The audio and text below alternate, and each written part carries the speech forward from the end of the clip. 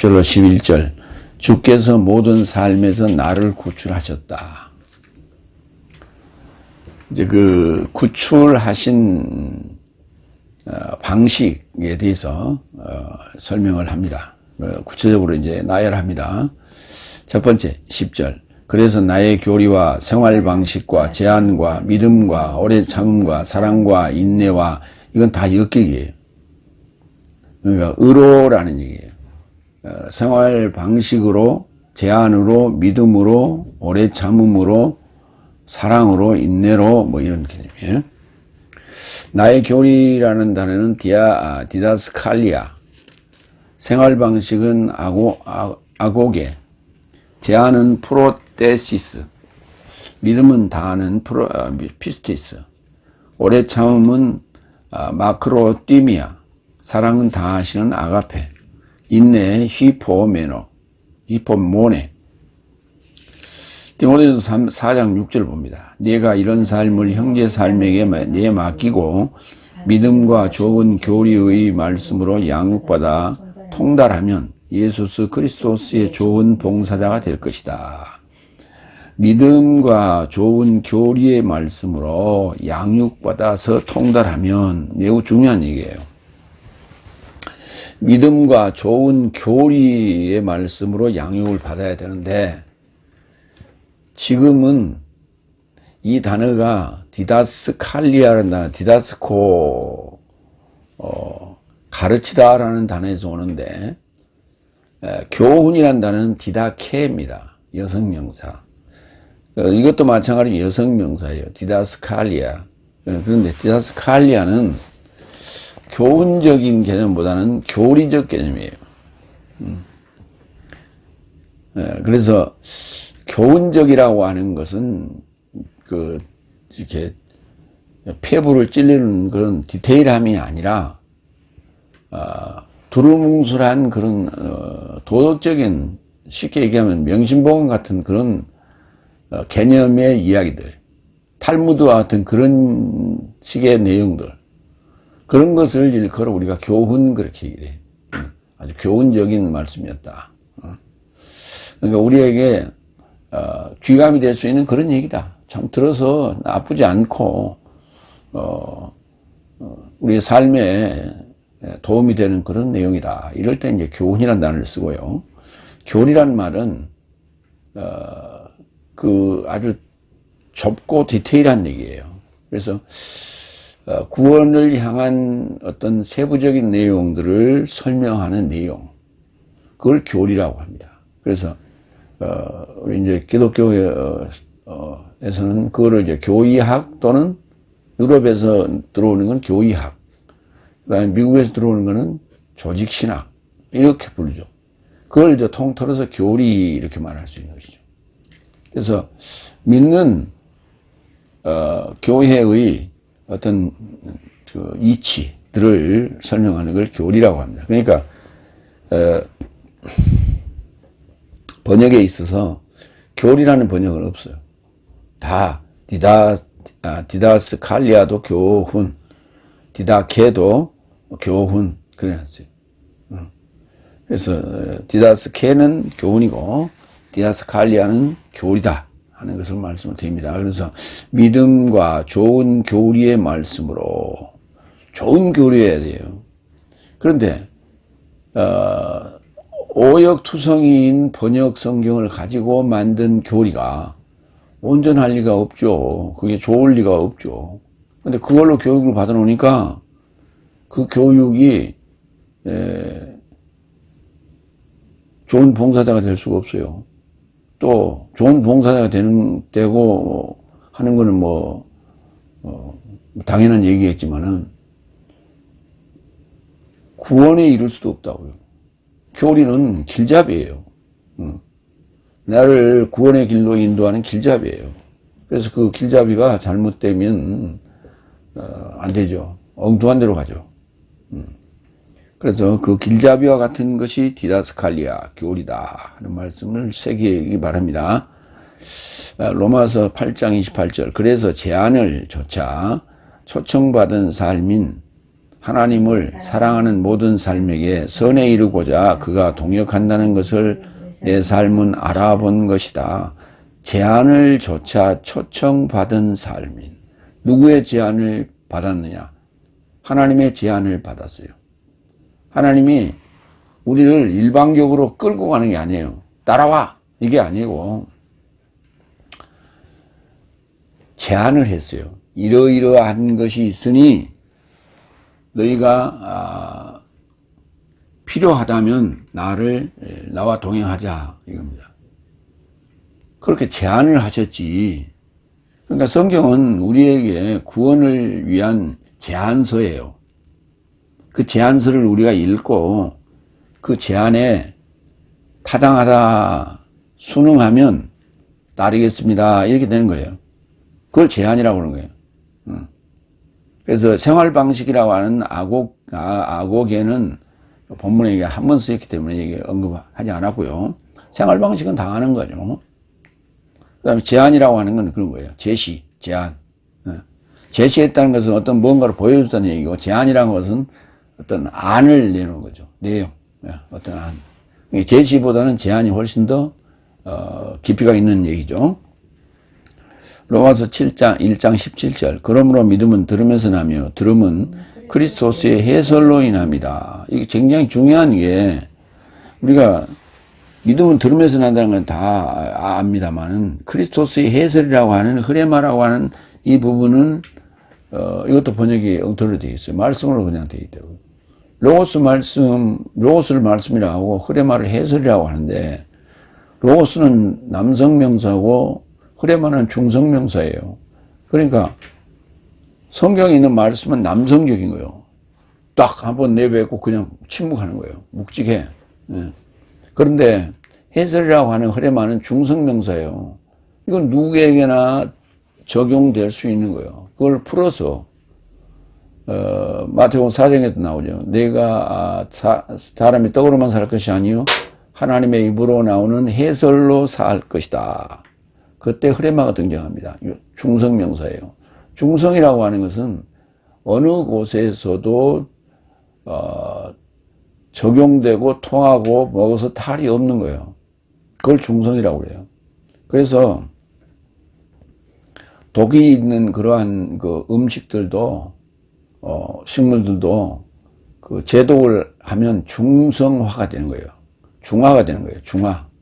중성화가 된단 말을 줄여서 중화가 된다 이런 말을 하죠. 이게 중화민국이라고 하는 중국이 중화라는 개념이 그런 거예요. 어떤 이방의 생활 방식이나 문물이 들어올지라도 중국에 들어오면 중국화가 돼버린다 하는 거예요. 그래서 한복도 김치도 자기들이 그 용광로에 녹여버리려고 그렇게 음모를 꾸미는 거예요. 그러나 우리의 그 고유한 전통이기 때문에 결코 그렇게 될 수가 없죠. 그래서 우리는 세계인들에게 우리의 것인 김치와 한복과 이런 것들을 은연중에 홍보를 합니다. 그래서 그거는 한국 거야. 다 알고 있어요. 결코 가능하지 않죠.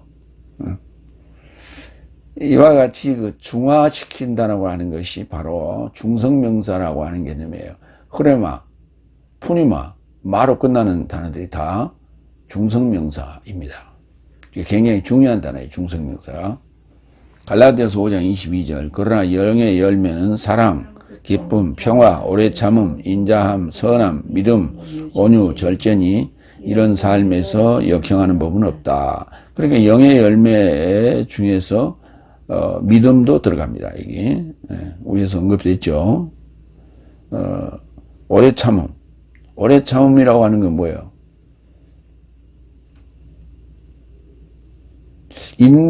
인내하고 좀 비슷합니다만은 인내는 짧은 인내도 있고 긴 인내도 있어요. 그러니까 긴 인내에 해당되는 거예요. 너는 굵고 짧게 살래? 가늘고 길게 살래? 가늘고 길게 살래? 그 부분이 오래 참음이에요. 굉장히 중요한 거예요. 오래 참는 거. 그러니까 단거리 100m 선수도 그 100m를 질주할 때 아주 그 고통을 오래 참습니다. 그러나 그거는 짧게 참는 거예요. 짧고 깊게 참는 거예요. 그러니까 짧고 굵게 사는 거예요. 그 개념은. 그러나 마라톤은 길게 참는 거예요. 그래서 가늘고 길게. 그러니까 마라톤은 그렇게 급하게 뛰면 못 가요. 천천히 뛰어야 돼요. 네. 천천히 힘을 안배해가면서 42.19km를 경주하는 것이죠. 그게 오래 참음이에요. 그래서 가다가 중도에 포기한다든지 이런 건 오래 참음이 아니에요. 네. 처음 먹었던 초심을 잃지 않고 끝까지 가는 거예요. 그런데 그리스도인들이 지금 갑자기 극우화가 된다든지 폭동이 된다든지 아니면 이상한 이단에 빠진다든지 이런 게 뭐냐면 오래 참지 못하는 거예요. 오래 참지 못하다가 뭔가 자극적인 것이 이렇게 오면 거기에 혹 빠져버리는 거예요. 왜? 갈급하거든요. 갈급한 그 심령을 긁어주는 거예요. 이렇게 팍 긁으니까 시원하거든. 근데 그쪽으로 팍 빠져버려요. 쏠림 현상이 오는 거예요. 그래서 오래 참음이라고 하는 게 굉장히 중요한 거예요. 초심을 잃지 않는 거다. 초지일관. 그래서 예전에 저희 강의실에 붙여놨었죠. 초지일관 하자. 이렇게 초지일관. 굉장히 중요한 거예요. 처음 먹었던 그 마음이 변치 않아야 돼. 그까지. 이거는 굉장히 중요한 거예요. 그런데 처음 먹었던 마음이 중간에 가다 패딱패딱 뒤집어져요. 그걸 밴댕이 송월딱지라고 그래요. 뒤집어져. 그 뒤집어지면 안 되죠. 자동차가 길게 쭉 이렇게 가야지. 바람이 분다고 헤어 왼쪽 오른쪽 바퀴를 들리고 또 이쪽에서 바람 분다고 이쪽 헥 들고 이러면 되겠어요? 꾸준히 비바람이 쳐도 침묵하며 끝까지 목적지까지 달려야 된다 하는 거예요. 그걸 오래 참음이라고 하는 거예요. 그래서 오래라는 말이 마이크로 우리가 말하죠. 마이크로 가늘고 길게 띠미야. 가늘고 길게 그 엔진을 끄지 않고 60이나 80이나 속도로 계속 꾸준히 달리는 거예요. 갑자기 120을 밟았다 뭐 160을 밟아서 그러지 말고, 그러면 엔진이 망가집니다. 그러지 말고 꾸준히 어느 적정 연비, 가장 좋은 연비를 찾아서 그 연비로 쫙 그 속도를 유지하면서 달리는 거예요. 그래서 자동차 엔진도 보호하면서 그래 성정도 다스리면서 그렇게 가야 돼. 그러니까 띠미하고 이렇게 화를 내는 거, 불 붙이는 거예요. 엔진이 이렇게 팍팍 뛰는 엔진, 심장과 같은 거예요. 이게 띠미한데 그거를 길게 가늘고 길게. 그래서 화를 참는 게 아니라 화를 풀어내라. 서서히. 그게 우리가 이제 사극 같은 드라마를 보면 저 대목에서는 지금 화가 지금 나야 되는데 그 화를 참고 말을 안 한 것이 아니라 화를 삭히면서 그거를 풀어내는 대화로 풀어내는 그런 모습들을 우리가 종종 보죠. 예. 다음 요한복음 15장 13절. 누군가 그의 친구 삶이 초월하여 자기 목숨을 맡기려 한다면 아무도 이보다 더 큰 사랑을 갖지 못한다. 그렇죠. 여기 사랑의 가장 큰 사랑은 뭐냐? 친구 삶이 초월하여 자기 목숨을 내주는 거예요. 주는 거예요. 뒷덜미. 그래서 친구를 위해 자기 목숨을 버린다. 우리는 전우회 이런 걸 이제 많이 옛날에 우리 어렸을 때는 그런 걸 강조하고 홍보하고 했죠. 그 중에 가장 유명한 일화는 강제구 소령. 월남 참전 용사들이 훈련을 받는 맹호부대든가 병모부대든가 거기에 훈련하는 과정 속에서 수류탄을 전우가 그 병사가 수류탄을 투척하다가 수류탄을 잘못 던져가지고 멀리 떨어져야 되는데 가까이 있는데 그 전우들이 있는데 그냥 툭 떨어진 거예요. 그러니까 그것을 놔뒀으면 거기 있는 사람 다 죽었죠. 그런데 그 순간에 강제구 그 대위였죠 그때. 대위가 중대장이 자기가 그 수류탄을 덮쳐서 자기 목숨 하나로 모든 전우들을 살리는 그런 의로운 행동을 했죠. 그래서 이제 소령으로 1계급 특진하고 동상도 세우고 그래가지고 강제구 소령이 교과서에도 실리고 있습니다. 그런 거예요. 예를 들면 그런 것을 우리가 사랑이라 한다 하는 거예요. 그러니까 자기 목숨을 내맡기면서 사랑을 하나님이 우리에게 사랑을 주신 거예요. 그걸 사랑이라 아가페라 한다. 로마서 5장 3절 뿐만 아니라 오히려 내 삶은 재앙 안에서도 자랑한다. 재앙은 인내를, 인내는 확증을. 그렇죠. 인내라고 하는 것은 뭔가를 참아내는 거예요. 뭔가를 참아내는 거예요. 뭐뭐 아래에서 견디는 거예요. 뭐뭐 아래에 머무르는 거예요. 그러니까 넷째 날, 다섯 날을 통과하는 과정에서 이게 전부는 아닐 것이다. 내 신앙생활 하는 동안, 일생 동안 이런 그 환란을 계속 주시지는 않을 것이다. 라고 하는 것을 우리가, 간파를 하고, 그 때가 어느 때인가를 성경을 통해서 찾아야 돼요. 성경은 나의 구원의 이정표이기 때문에 성경 안에 그 답이 있어요. 그게 바로 일곱 날의 과정이에요. 그런데 그걸 그냥 맡기고 사는 거예요, 그냥. 무심코 그냥. 아무 생각 없이.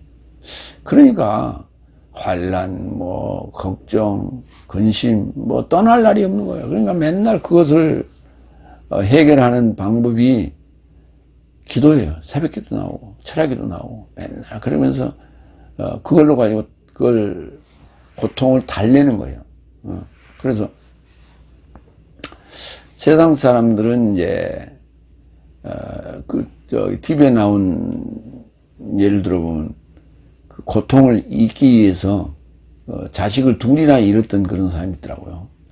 자식을 둘이나 잃었는데, 그 고통을, 잊기 위해서, 주변에서 권유를 받았는데 수석을 한번 해보면 어떠냐. 그래서 그러면은 그 모든 고통을 잊어버릴 수 있다 하는 말 듣고 따라 나섰다는 거예요. 그 동호회에 이제 가입을 하게 된 나중에. 그래서 이제 부부가 거기 따라 나서서 그 개천에서 돌을 주스러 다니는 거예요. 추석들, 희귀한 그 형상이 있는 것들을, 수집하러 다니다 보니까 그걸 찾다가 이렇게 눈여겨봐야 이제 그런 희귀한, 괴기한 그 형상의 모양을 찾아내죠. 거기에 이제 몰두를 하다 보니까 아팠던 그 상처, 우울했던 상처, 이런 것들이 다 어느 순간에 홀홀 날아가 버리더라는 얘기죠. 그러니까 다른 곳에 이렇게 정신을 뺏기는 거예요. 그러면 그 고통을 잊을 수가 있어요. 그러니까 기독교인들 마찬가지예요. 자기 집안에 있는 여러 가지 고통과 환난을 해결하는 방법은 새벽기도 가서 그냥 통성으로 기도하는 거예요.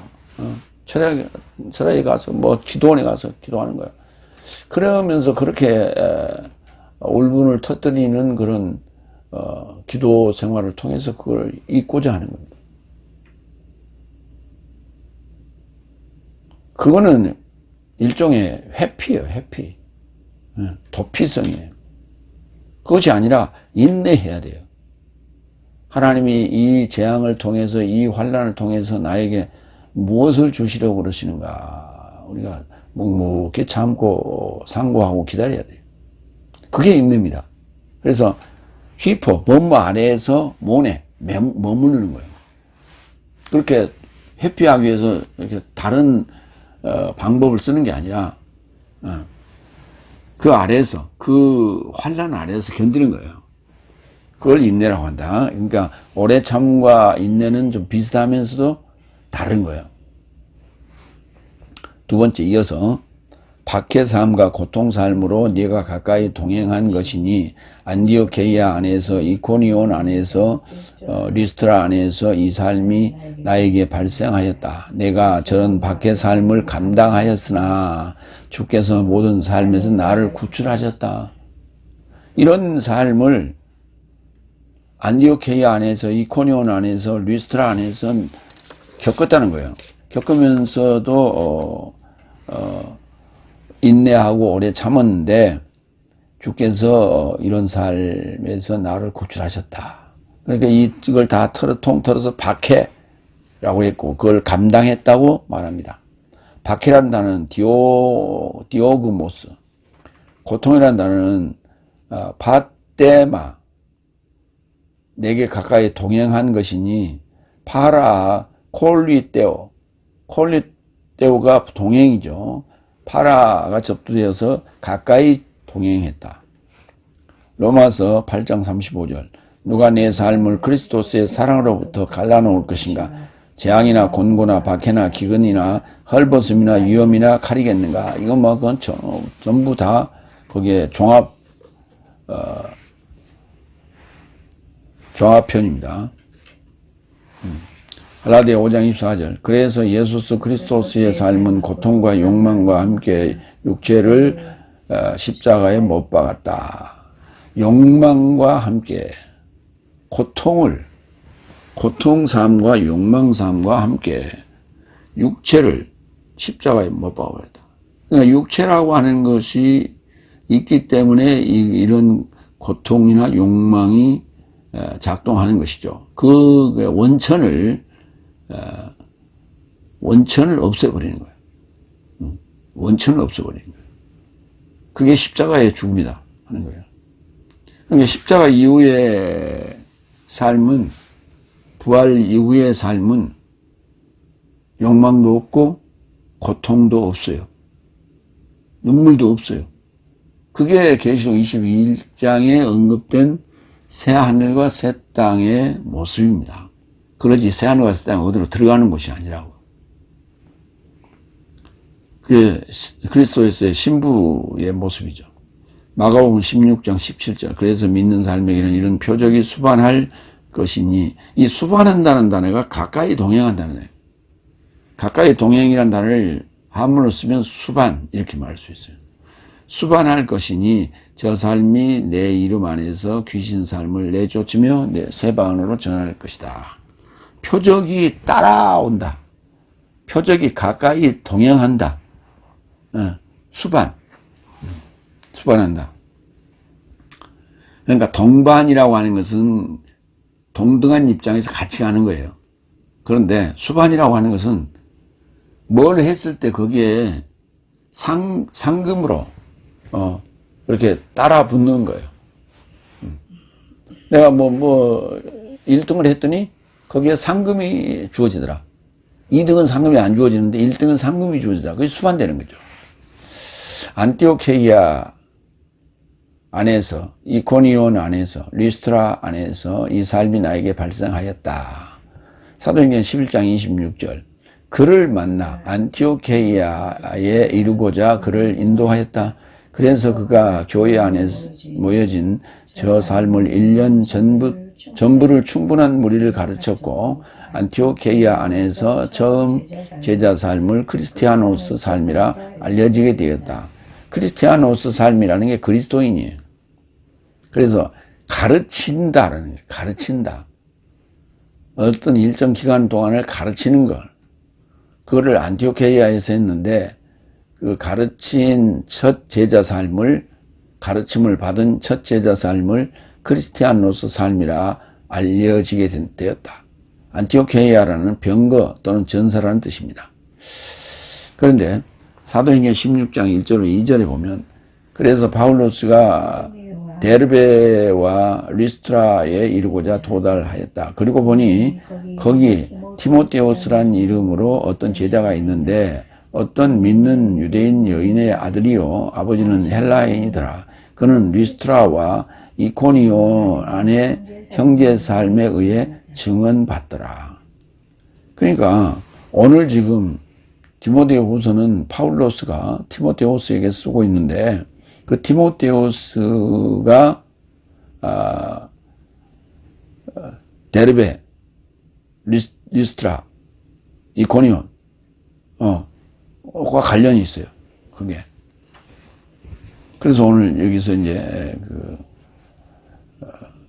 파울로스의 고백이 이제 언급이 됐는데 거기 안티오케이아, 이코니온, 리스트라 안에서 나에게 이 박해 삶이 발생했다고 하는 것을 티모테우스에게 언급할 이유가 있었던 거예요.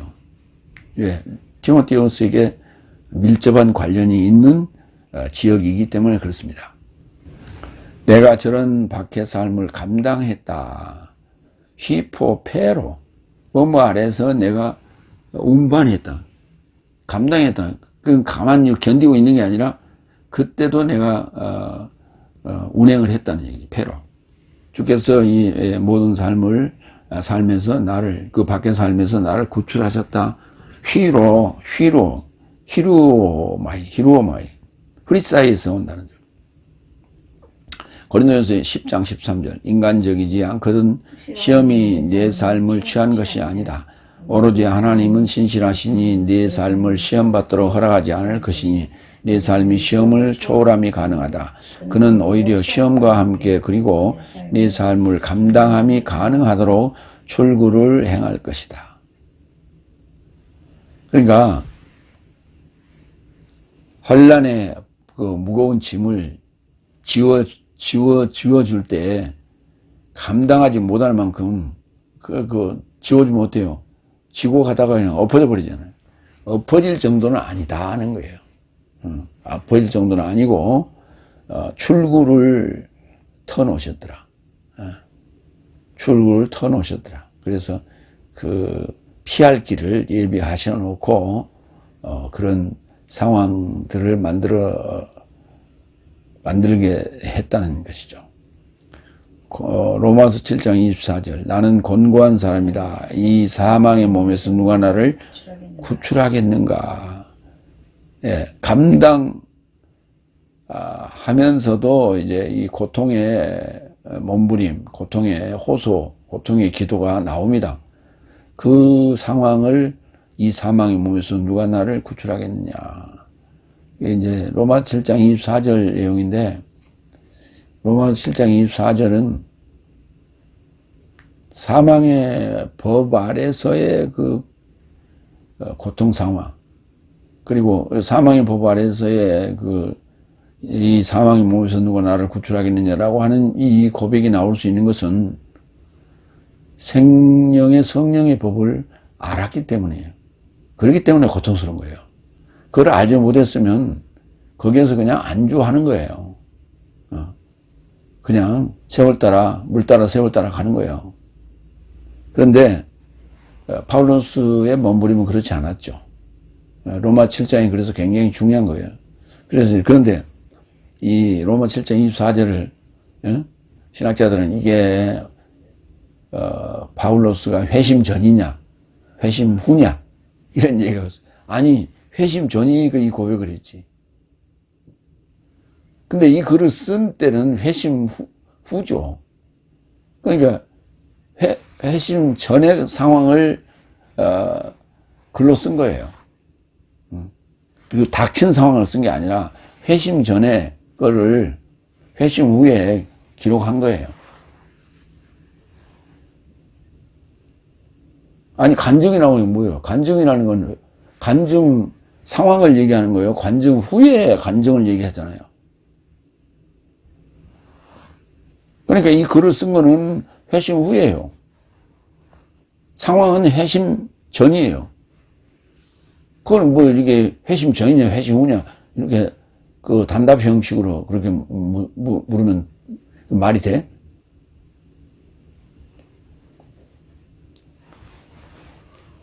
두 번째 세주로 갑니다. 디모데후서 3장 12절 14절 너는 배우고 믿게 된 삶 안에 머물라. 그러니까 아까 인내라는 단어도 여기에 적용이 되는 것이고 오래 참음도 여기에 적용되는 것이고 감당이라는 단어도 적용되는 거예요. 세 번째, 그리고 12절, 그리고 그리스도스 예수 안에서 경이롭게 살기를 원하는 삶이 박해받을 것이다. 경건하게 살기를 원하는 삶이 박해받을 것이다. 이 경건이라는 번역을 했는데, 경건이라는 건 뭐예요? 믿는 사람도 경건하게 살 수 있고, 믿지 않은 사람도 경건하게 살 수 있어요. 우리 옛날 선비들 정말 경건하게 살았어요. 왜? 나쁜 소리를 들으면 그 나쁜 소리를 내가 잊어버리려고 집에 들어와서 귀를 씻었다. 귀를 씻었어요. 백로야 까마귀 노는데 가지 말라. 그러니까 보고 들은 것만 해도 나에게 그 경건의 모습이, 선비의 모습이 흐트러질까봐 그걸 어쩔 수 지나가다가 들리는 걸 어쩔 수 없지. 그건 어쩔 수 없지. 그렇지만 그걸 들었다고 해서 집에 와서 그걸 이렇게 찬물로 이렇게 씻었다고. 그럴 정도로 경건했어요. 우리 선비들은. 그러면 우리 그리스도인들은 그렇게 살아야 되느냐? 그걸 그렇게 사니까 박해를 한다? 그럴 리가 없죠. 그게 아니에요. 경외롭게 사는 거예요. 하나님을 경외하며 사는 거예요. 그때 박해를 받는 것이지, 뭐 경건하게 산다고 박해를 받습니까? 근데 말은 경건하게 살기를, 이게 이렇게 번역을 해놨기 때문에, 그렇게 반복해서 읽어봤기 때문에, 그게 귀에 이렇게 와닿는 거예요. 뜻은 놔두더라도 우선 읽기에 그게 우선 먼저 와닿는 거예요. 그래서 경외롭게 이렇게 이거 잘못 쓴 거 아닌가? 그렇게 오해할 수 있죠. 그건 아니에요. 경외라는 단어. 부사로 써 있어요. 그리고 그리스도스 예수 안에서 경외롭게 스베이야. 그게 이제 경외라는 단어죠. 그게 이제 부사예요.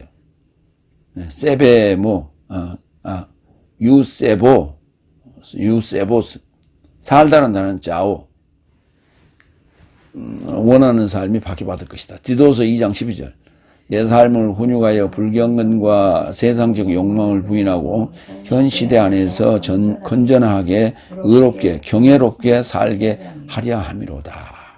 그렇죠.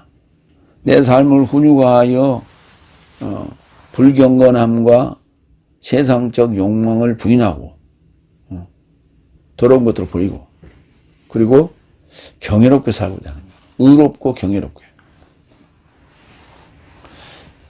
네 번째 13절. 그러나 나쁜 인간 삶과 사기꾼 삶은 더 심한 것에 접하여 진격할 것이니 미혹받기도 한다. 그러니까 나쁜 삶과 사기꾼 삶을 피하라는 얘기예요. 피하라는 얘기예요. 나쁜 악한 사악한 그러면 훨씬 더 나쁜보다는 더 우리가 악평 아닙니까? 그렇게 우리가 들리죠. 그런데 나쁜이 가장 안 좋은 말이에요. 나쁜이란 말은 결과치를 얘기하는 거예요. 되돌릴 수 없는 거예요. 악한이라고 하는 건, 사악한이라고 하는 건 과정입니다. 나쁜으로 가는 과정이에요. 그래서 그거는 행동거지가 이렇게 드러나는 모습이에요. 어느 살인마가 있는데, 살인마의 그 결론은 사형 선고를 받았어요. 그게 나쁜 인간이에요. 그런데 그 살인을 저지르는 그 과정은 사악한 행동이에요. 그러니까 우리는 살인을 저지르는 그 행위가 더 나쁘다고 생각하는 거예요. 근데 사형을 받은 그 인간이 이제 나쁜 자로 결론이 난 거예요. 이건 돌이킬 수 없는 거예요. 그게 최종적인 결론적인 돌이킬 수 없는 것이 나쁜 일이란다. 그래서 에덴 동산에서 아담과 하와가 먹었던 그 지식의 실과가 좋고 나쁨의 지식의 나무의 실과예요. 그래서 그 정치인 중에 욕을 나는 한 번도 안 했다. 그 중에 내가 한 말 중에 가장 심한 말이 나쁜 놈, 이게 가장 심한 말이었다라고 하는 그런 고백을 한 자가 있었는데, 그 단어가 바로 이 나쁘다는 단어예요. 포네로스. 나쁜 인간 삶과 사기꾼, 고에스 삶은 더 심한 것에 접해 진격할 것이다. 더 자꾸만 더 극한 어떤 것을 유도할 것이고 그쪽으로 진격할 것이다. 미혹되기도 하고 미혹받기도 한다. 플라나우 미혹, 방어한다는 거예요. 방어한다는 말은 무슨 말이야? 고삐 풀리는 망아지와 같다는 얘기예요. 네. 고삐 풀리는 망아지가 한번 들이받는다고 그 다음에 도망갑니까? 아니죠. 한번 들이받았으니까 쾌감을 느껴. 더 받아. 그런 거예요. 마태복음 7장 17절 18절. 이와 같이 해서 모든 선한 나무는 좋은 열매를 향하고 부패한 나무도 나쁜 열매를 향한다. 선한 나무는 나쁜 열매를 향함이 불가능하고 부패한 나무도 좋은 열매를 향함이 불가능하다. 그러니까 이렇게 열매라고 하는 것이 결과예요. 결과치를 그렇게 내는 거예요. 그러니까 부패한 나무가 나쁜 열매를 맺지 선한 나무가 부패한 열매를 맺을 수가 없죠. 근데 이제 우리가 과일을 이렇게 채집해 보면 상처 난 것들이 있다고요. 그게 나쁜 열매는 아니에요. 새나 벌레가 와서 쪼아 먹어서 거기에 상처가 생긴 거지 그 자체가 나쁘진 않아요. 디모데전서 2장 13절로 14절. 왜냐하면 아담이 첫 번째 빚었고 다음에 유아, 그리고 아담이 속임받지 않고 그러나 여인이 속임받고 이 법 안에 발생한 것이다. 아파타오, 이렇게 속임받는 거, 사기꾼이라는 고에서도 마찬가지로 한 번 쓰였어요. 그러니까 속임을 당하면 속임을 이렇게 속이는 자가 사기꾼이죠. 그래서 아파타오하고 고에서는 단어는 틀리지만 의미상으로는 통한다. 그렇게 보시면 되겠습니다. 그래서 여인이 속임을 받고 이 법 안에 발생한 것이다. 그러니까 목회자와 성도가 있는데 누가 더 취약하냐? 성도가 취약하다고. 성도가 취약해요. 근데 그 취약한 성도들을 교묘하게 이용하는 이가 아는 자, 배운 자예요. 아는 자, 배운 자가 그를 이용합니다. 근데 그게 부하내동하고 편승해서 자기가 죽어가는지도 모르고 그렇게 동조하는 이들이 있다는 사실을 우리가 빨리 깨닫고 나오기를 바랍니다. 마가복음 12장 24절. 그러자 예수께서 답변하여 저 사람에게 단언하시되 네 삶이 성경도 알지 못하고 하나님의 능력도 알지 못한 것이니 이를 인하여 미혹되지 않았느냐. 그러니까 성경을 바로 알면 미혹되는 일이 없어요. 방황하지도 않습니다. 근데 성경을 바로 알지 못하니까 이리저리 방황하고 이리저리 미혹되는 거예요. 그래서 성경을 바로 아는 건 바로 구원의 길이다 라고 하는 말씀을 재차 드립니다. 다섯 번째 14절. 그러나 너는 배우고 믿게 된 삶 안에 머물라. 네가 누구 곁에서 배웠는지 알아본 것이다. 배우다, 만따노. 머물라, 메노. 에베소 4장 20절. 그러나 네 삶은 그리스도스를 이같이 배우지 않았다. 그리스도스를 바로 배우는 게 굉장히 중요한 거예요. 똑바로 배워야 돼. 똑바로 배워야 돼. 똑바로 배워야 돼. 계시록 14장 3절. 그리고 저 삶은 보좌 앞에서 그리고 네 생물 삶과 장로 삶 앞에서 새 노래같이 노래하니 땅으로부터 사들여진 삶인 144천 삶 외에는 아무도 이 노래를 배움이 가능하지 않더라.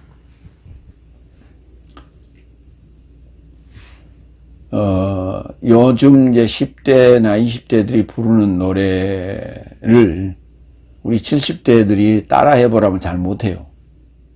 그러면, 그래서, 그 잘 못하니까, 그 144천 같은 경우는 신세대와 같은 그런 자들인가요? 그 노래라고 하는 것은 그냥 이렇게 울퍼대는 그런 노래를 얘기하는 게 아니죠. 새 노래라고 하는, 새라는 단어는 이 카이노스라는 단어인데, 이 카이노스는 변함이 없는 거예요. 변하지 않는 새 것이에요. 그 변하지 않는 새 것을 배운다라고 하는 것은 특별한 인간들이에요. 부활한 인간들이에요. 그래서 땅으로부터 사들여진 삶이에요.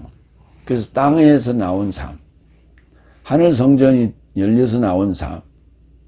여기 이제 땅에서 나온 삶은 14만 4천이라고 얘기하고, 그걸 이제 144천 삶이라 이렇게 이렇게 정확하게 번역되는 것이고, 그 다음에 이제 셀 수 없는 무리들은 이제 하늘 장막 성전이 열린 후에 나옵니다. 그래서 144천 살 외에는 이 노래를 배울 자가 없다. 이 새 노래를 배울 자가 없다. 그래서 배울 수 있는 것은 마인드예요. 그래서 마인드가 준비 안 된 자는 못 배워요.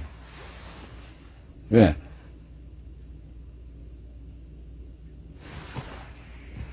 그 후라이팬에 기름이 달궈진 상태에서 물을 떨어뜨리면 물은 받아들이지 않습니다.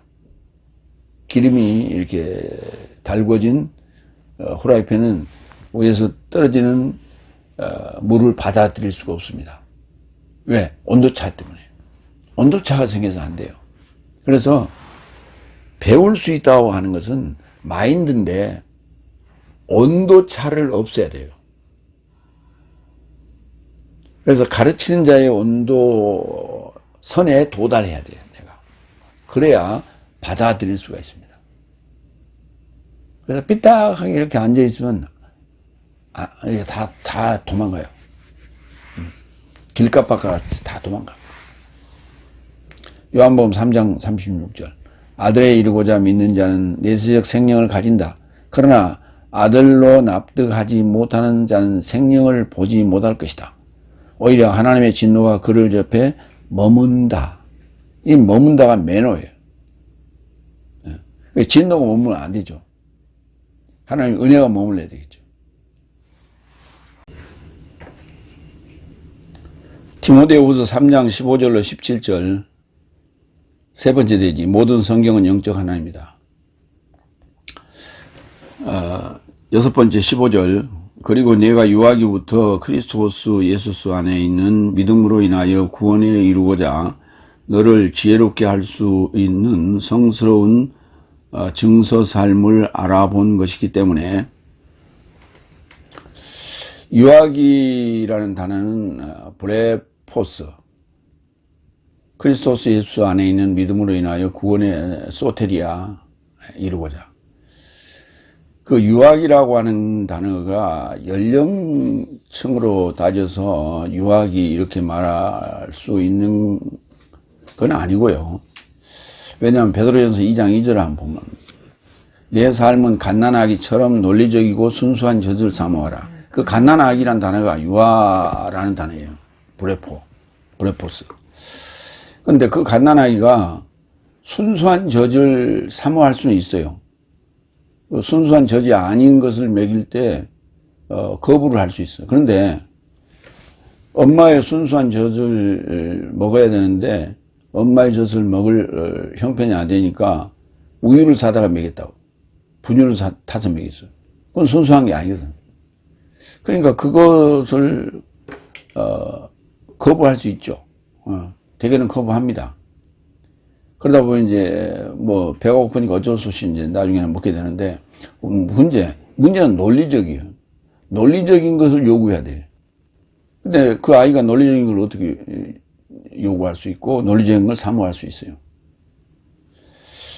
그러니까 갓난아기처럼 유아기 때부터 이 논리적이고 순수한 젖을 사모한다라고 하는 것은 그 갓난아기 같은 상황을 얘기해요. 백지 상태와 같은 상황을 얘기하는 것이지 연령층의 그 갓난아이를 얘기하는 건 아니다. 연령층의 갓난아이라면 논리적일 수가 없죠. 순수한 것은 얘기가 되는데 논리적일 수는 없어요. 이어서 너를 지혜롭게 할 수 있는 성스러운 증서 삶을 알아보는 것이다. 지혜롭게라는 단어는 소피죠. 성스럽다는 단어는 히에로스, 성전과 관련된 단어가 성스러운 히에로스예요. 증서는 그람마. 베드로후서 1장 16절. 왜냐하면 내 삶의 주 예수 그리스도스의 능력과 임재를 지혜로워진 신화로 모방하여 내 삶에게 알게 하지 않았고 오히려 내 삶은 위대하신 분의 목격자 삶이 된 것이다.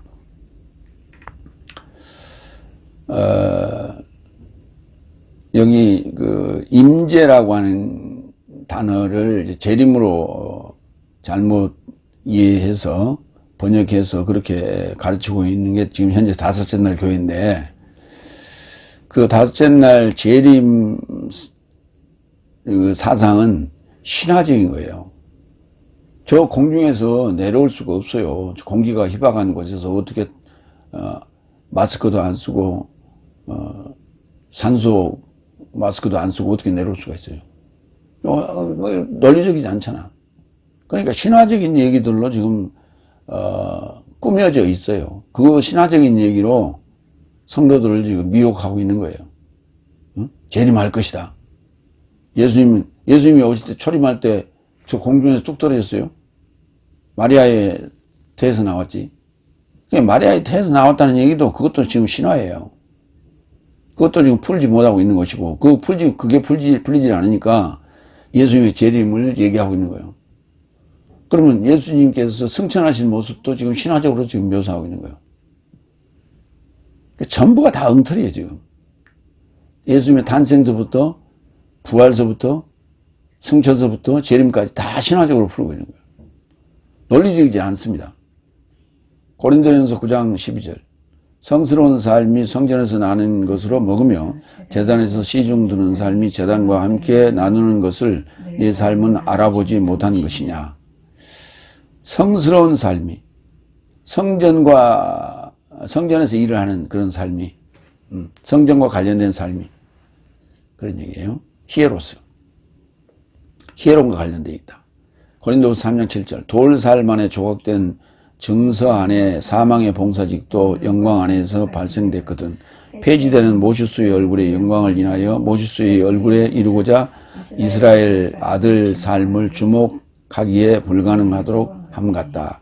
돌살 안에 조각된 증서. 사망의 봉사직이죠. 그 사망의 봉사직도 영광 안에서 발생했다. 모슈스, 내천을 다섯째 날에 사망의 법을 가진, 사망의 법을 익힌 그런 삶을 돌살 만에 조각된 증서라 이렇게 표현하는 거예요. 그러니까 증서라는 것은 기록된 걸 말해요. 성스러운 것이 기록되었다. 그걸 알아본 것이다. 그래서 증서가 책이라고 우리가 볼 수도 있지만 마음판에 기록된 증서일 경우에는 살아있는 증서예요. 살아있는 책이죠. 그 다음에 이제 여기 중요한 이제 오늘 본문에 나오는 7번째 16절. 모든 성경은 영적 하나님이며 교리를 향하여 책망을 향하여 직접 회복을 향하여 의 안에서 훈육을 향하여 유익하다. 모든 성경은 영적 하나님이다. 모든 성경 안에는 뱀 얘기도 사탄의 얘기도 하나님 얘기도 그 다음에 왕들의 얘기도, 그 다음에 예언자 얘기도, 그 다음에 나쁜 왕, 좋은 왕, 그 다음에 이방 사람들의 왕 침입자들, 그 다음에 뭐 마귀, 사탄, 서기관 바리새인, 그 다음에 뭐 분봉왕, 뭐 그 다음에 로마의 총독, 뭐 그 다음에 가룟유다 등 여러 가지 온갖 나쁜 자와 선한 자가 다 거기에 등장하는데, 그 모든 성경을 뭐라고 할 것이냐, 그걸 영적 하나님이라 해야 하지 않느냐.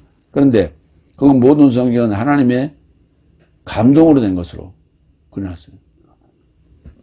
하나님의 감동으로 된 것으로라고 번역을 하면 그게 하나의 구절이지, 그게 형용사를 어떻게 그렇게 표현합니까?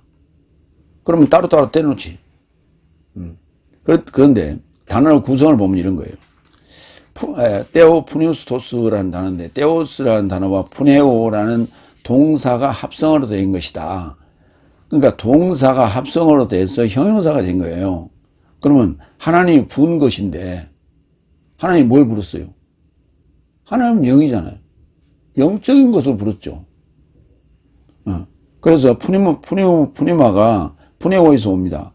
그래서 떼오스와 푸네오 또는 푸뉴마가 합쳐져 가지고 떼오 푸뉴스토스라는 형용사가 된 거예요. 떼오 푸뉴스,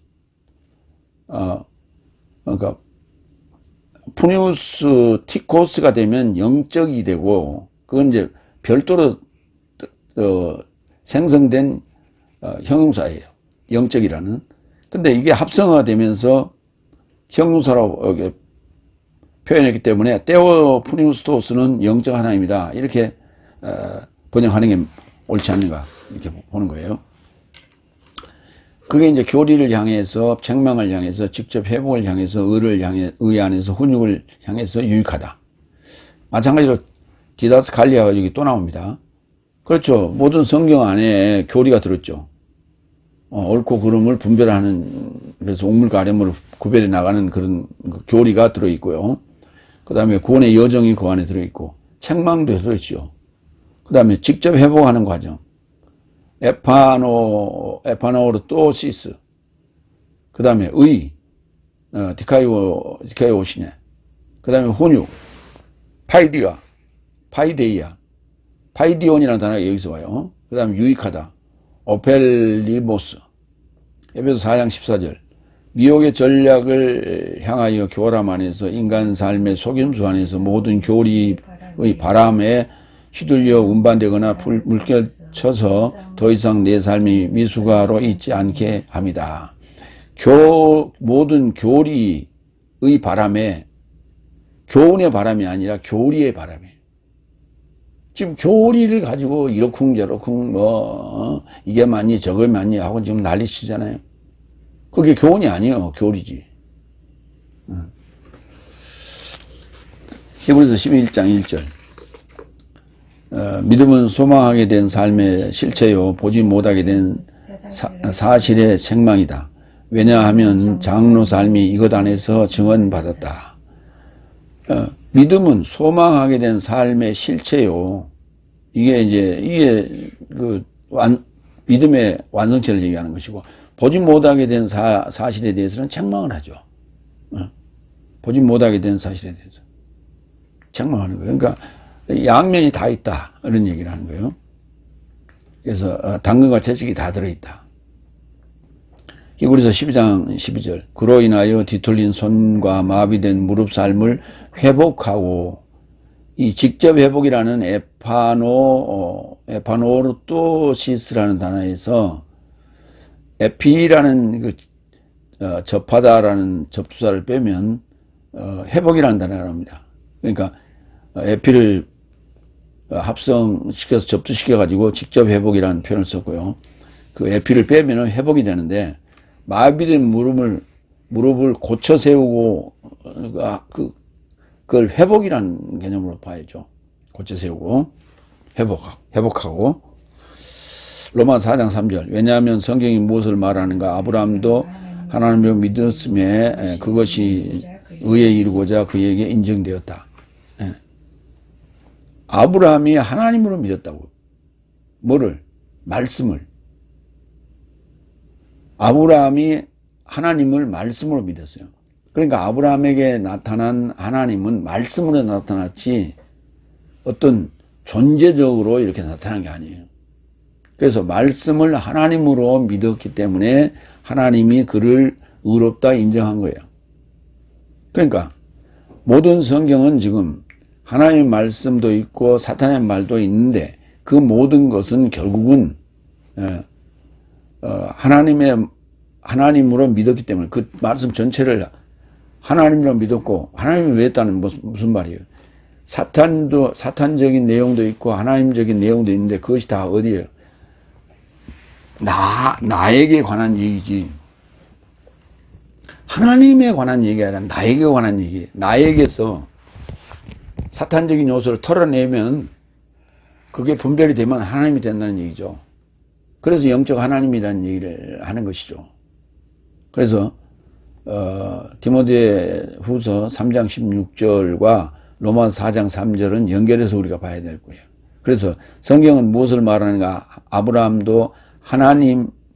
아브라함이 하나님을 믿음해가 아니에요. 아브라함도 하나님으로 믿었어요. 이게 중요해요. 역격이에요. 히브리서 12장 11절. 임재하는 자를 향하는 모든 훈육은 기쁨이 있다고 생각하지 않고 오히려 슬픔이라고 생각한다. 나중에는 그로 인하여 연단받은 삶에게 그는 의의 평화로운 결실을 떼어주신다. 임재하는 자를 향하는 모든 훈육은 기쁨이 있다고 생각하지 않고 오히려 슬픔이라고 생각한다. 그러니까 이 과정을 통과하면 의와 평화로운 결실을 주신다라는 얘기예요. 그래서 거기서 인내하고 오래 참으라 하는 얘기예요. 디모데전서 4장 8절. 몸의 훈련은 적은 것을 향해 유익이 있으나 경애는 모든 삶을 향해 유익이 있다. 이게 몸의 훈련과 그 다음에 경애. 몸의 훈련과 경애 구분했어요. 그래서 몸의 훈련은 적은 유익이 있고 경애는 모든 삶을 향해 유익이 있다. 이제 생명과 기대하는 생명의 연통을 가진 것이다. 그러니까 몸의 훈련도 필요하고 경애도 하나님을 경외하는 것도 필요한데 결국은 몸의 훈련이라고 하는 것은 그 중에 가장 작은 요소고 우리가 자꾸 성경을 죽인다고 하면서 자꾸 자기 몸을 쳐서 죽는 연습을 자꾸 한다고 하는데 그게 몸의 훈련이에요. 그거는 적은 것이에요. 그러나 경애는 모든 삶을 향해 유익이 있죠. 그 모든 삶을 향한 유익은 바로 생명과 기대하는 생명의 연통을 가진 것이다. 라고 하는. 그러니까 경애의 내용은 생명의 연통이에요. 살려주는 영의 연통, 연결된 소식, 에판겔리아. 결국은 살리는 건 뭐예요?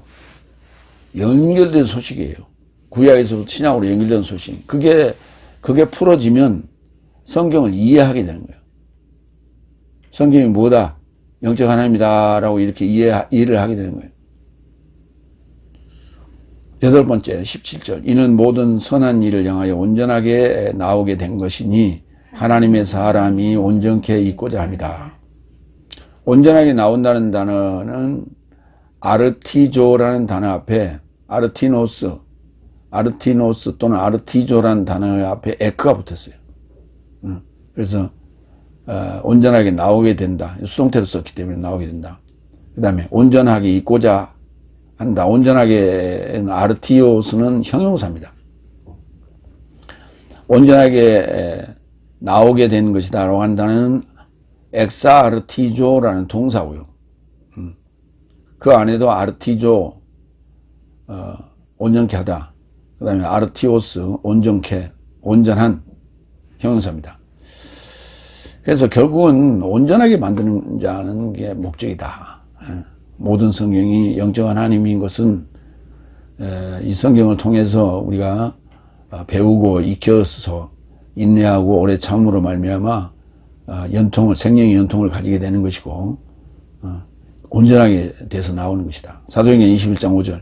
그러나 날 삶으로 내 삶을 온전하게 나오게 되었을 때 내 삶이 나와서 가는데 모든 삶이 부인과 자식과 함께 성밖까지 내 삶을 전송하여 보내더라. 바닷가에 접해 무릎을 꿇어 기도하였다.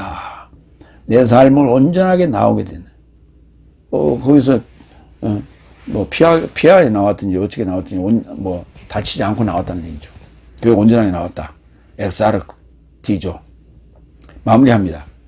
내가 저런 박해 삶을 감당하였으나 주께서 모든 삶에서 나를 구출하셨고 그리스도스 예수 안에서 경외롭게 살기를 원하는 삶을 박해받을 것이다. 나쁜 인간 삶과 사기꾼 삶을 조심하고 배우고 알게 된 삶 안에 머물라. 모든 성경은 영적 하나님이며 교리를 향하여 책망을 향하여 직접 회복을 향하여 의 안에서 훈육을 향하여 유익하다. 하나님의 사람이 온전케 있고자 합니다. 아주 중요한 내용을 오늘 바울로스가 디모데후서에게 하였습니다. 아멘. 기도하겠습니다.